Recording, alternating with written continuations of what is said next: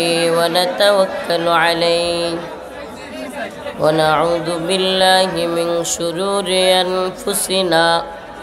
ومن سيئات أعمالنا من يهده الله فلا مضل له ومن يضلل فلا هادي له ونشهد أن لا إله إلا الله وحده لا شريك له أما بعد فقد قال الله تبارك وتعالى في كلامه المجيد وفرقانه الحميد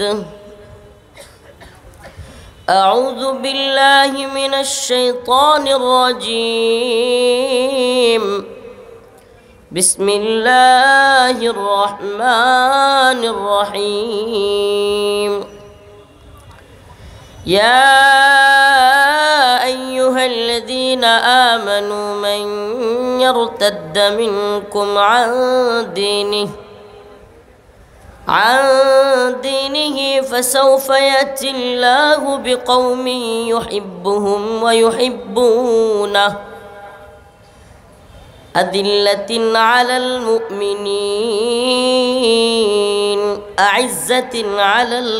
الكافرين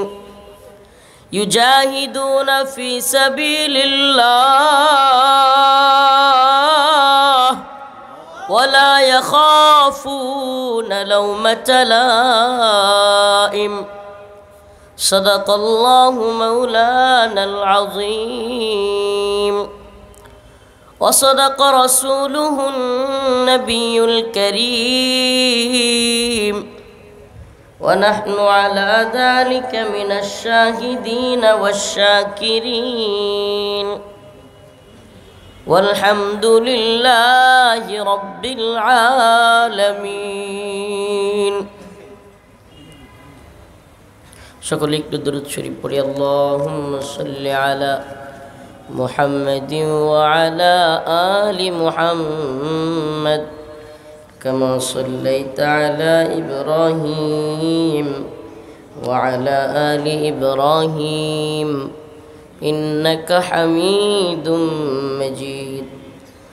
اللهم بارك على محمد وعلى آل محمد كما باركت على إبراهيم وعلى آل إبراهيم إنك حميد مجيد ময়মনসিংহের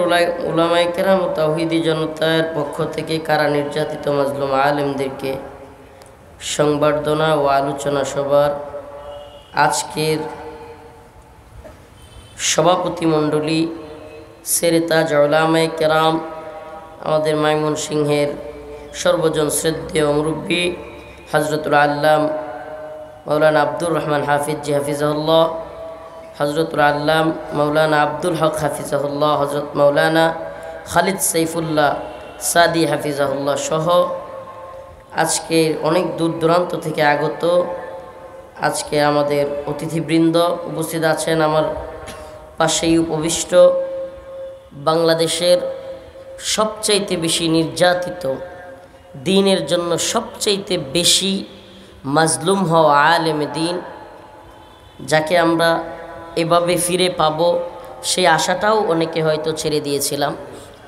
যে মানুষটাকে আমরা আবারও এভাবে ময়দানে দেখতে পারবো, সে আশাটুকুও অনেকে হারিয়ে ফেলেছিল। যাই হোক, আমরা কোনো কিছুই জানি না আগামীতে কি হবে, কি হতে যাচ্ছে, কি হতে পারে। সব কিছু যিনি জানেন তিনি আমাদের কাছে আবারও শায়েখকে ফিরিয়ে দিয়েছেন, আলহামদুলিল্লাহ। তো আল্লামা হযরত মাওলানা জসিমউদ্দিন রহমানী হাফিজাহুল্লাহ সহ আজকের